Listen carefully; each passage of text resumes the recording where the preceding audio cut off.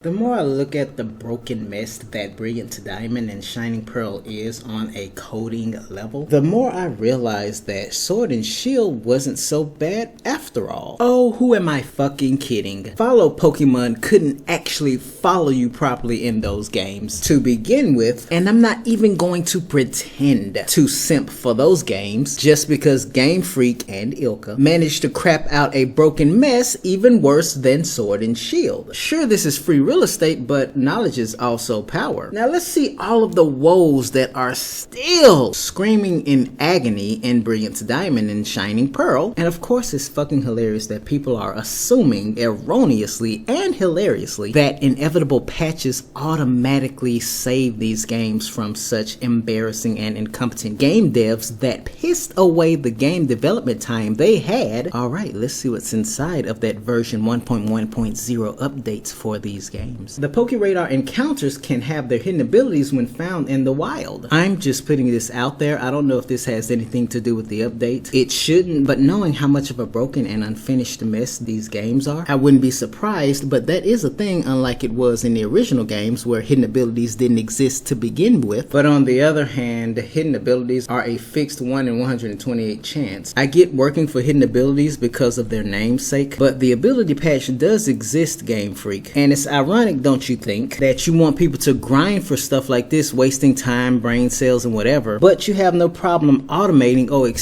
dictating their experience with some brain dead hand-holding shit like forced affection and the forced experience share. Can you possibly be more inconsistent? While you fail to differentiate between hand-holding idiocy and quality of life aspects. They fixed the Toot Sonic Warrior HP bars speed, where it was so fucking fast, all kinds of notifications in battle lagged behind it. This is actually only a good thing. I mean, who the fuck speed runs Pokemon games? Where's the fun? What's the point? And speedrunning is overrated anyway, just like getting a high score in a video game. Whoopie fucking do. They deleted leftover Arceus event data. In-game events for Darkrai and Shaman have been updated to actually work. I'm not gonna go over every damn thing, which is why I'll leave a link to Kurt's Twitter for those, of course, that are interested. He's the crybaby hacker who pretended to develop a conscience because children were cheating in a child's video game with the cheat program that he created for that very reason. Swarm encounters were updated to be obvious. However, I get to the part that explains why these games will likely receive a lot more than the 2 planned updates. The PokeRadar is broken. This is what your shiny odds would look like with the PokeRadar if the game acknowledged the shiny charm. There's also a bug around the PokeRadar granting flawless IVs. Shit, what's next? Yeah, as I said before, the chain continuation odds are worse than 4th gen's mechanics. How are you worse than the original games you are a remake of? As I ask myself a deliberate rhetorical question in the face of so many obvious answers. Putting aside the contradictory and inconsistent nonsense of these games being a faithful remake according to Game Freak, because the shiny charm didn't even exist until Black 2 and White 2, by the way, why is it that they seemingly nerfed the shiny charm to only work for one thing? Now, to my understanding, the shiny odds apparently aren't broken in Sword and Shield, but they are more so geared towards brilliant Pokemon. But why, with all of the methods of encountering Pokemon in these games, does the shiny charm only apply to breeding? You have the PokeRadar, you have random encounters, you have swarms, and I'm sure some people are like, oh well, maybe they just want you to encounter Pokemon otherwise through the full 1 in 4,096 chance. Well then, what's the point of going through all of that tedious grinding I'm sure you're going to have to go through yet again to get the shiny charm, only for it to count towards one thing? You're better off just using the Masuda method or fooling around with the shenanigans of the Grand Underground. That gives you better odds of encountering shiny Pokemon, but it's its own beast in that and other regards. Yeah, the shiny charm literally has no value in these games when the Masuda method is an alternative, especially when they both account for only one thing and the same thing at that, breeding. Then again, because the Grand Underground and PokeRadar do their own thing when it comes comes to shiny odds, even though the PokeRadar of course is a broken mess, perhaps they wanted those to shine without the help of the shiny charm. Who the fuck knows? But apparently there's this problem with Heatran where when you run away from it, you'll get some not quite accurate text claiming that Heatran disappeared into the volcano, except that it's still there. This is just a clarity error that may or may not have gotten fixed in the update. Also, the music has been updated to sound coherent, despite this concept called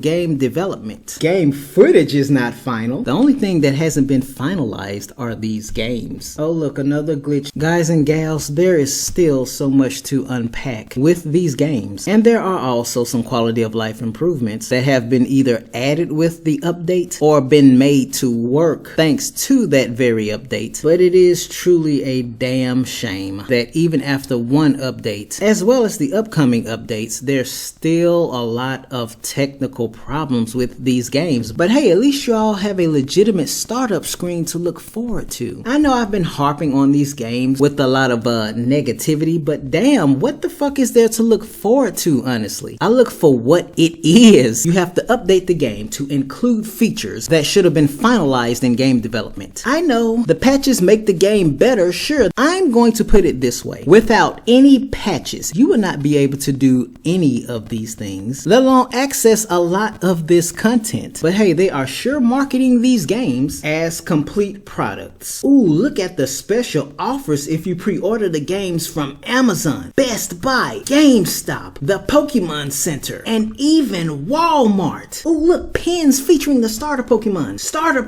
plushies, a Dialga and Palkia pin set. Ooh, starter Pokemon keychains, as well as in-game content featuring Kurt's balls. You dirty-minded people can kiss my ass. You get all of that on top of a troubled and incomplete pair of games, and only if you order the double pack that has an even more overpriced $120 price tag attached to it. Even more hilarious than that is the fact that the double pack is sold out on Amazon. Man, you people really love mediocrity. If this was a Zelda or Mario game, or better yet, if this was any other franchise than Pokemon, they would never get away with shit like this. No wonder Pokemon sells no matter what. Regardless, this is yet another chapter in Game Freak's lazy, mediocre, and incompetent playbook. Oh yeah, Ilka co-developed the games, which doesn't mean jack shit when your technical woes outweigh Swords and Shields. And on the subject of other remakes, where you can still get more bang for your buck concerning more than just returning features, Omega Ruby and Alpha Sapphire, their post-game content withstanding, because it quite frankly doesn't exist, gives you more to look forward to, like the Dexnav, the PSS, the expanded Hoenn lore, and more megas. That's also a reminder of why the older Pokemon games continue to be a victim of inflation, which means they continue to be valued more. So I'll leave it at that, because I don't need to explain goats like Black 2, White 2, Heart Gold, Soul Silver, and even Fire Red and Leaf Green when it comes to the sheer amount of additional content compared to the original games they are remakes of, when Black 2 and White 2 aren't even remakes. They are and remain the only Pokemon games to serve as a sequel to previous Pokemon games. Where did Pokemon go oh so wrong?